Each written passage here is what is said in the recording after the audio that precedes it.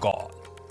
खैर, गुरुवार की सुबह इस कारोबारी हफ्ते का सेकेंड लास्ट ट्रेडिंग सेशन, और भाई साहब एक बहुत इंपॉर्टेंट कारोबारी सत्र हम सबके सामने खड़ा हुआ है। पहला, कल रात आए फेड के फैसले पर और साथ साथ उनके चेयर जेरोम पावेल साहब की स्पीच पर, कमेंट्री पर भारतीय बाजार करेंगे रिएक्ट।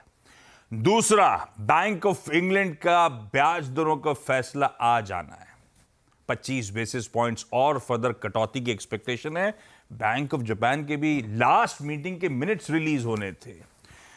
तीसरा, सामने खड़ा एक बहुत रिजल्ट हैवी डे। हेडलाइन में मैंने पढ़ दिया 3 निफ्टी की, 14 वायदा बाजार की इन 3 निफ्टी के अलावा कंपनियों के और रिजल्ट्स आने हैं।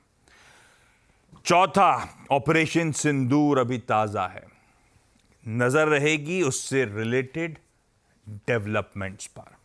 और यह सारा एक्शन उस दिन जब हम निफ्टी के वीकली कॉन्ट्रैक्ट्स की एक्सपायरी की करने जा रहे हैं तैयारी।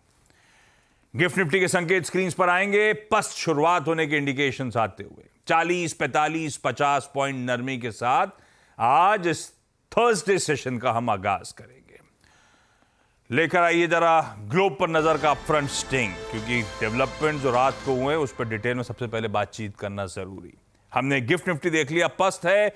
एशियन पियर्स जो खुल चुके हैं वो सब आपको आपकी स्क्रीन पे नजर आएंगे। जो मार्केट्स खुले हैं, मिला जुला सा रुझान।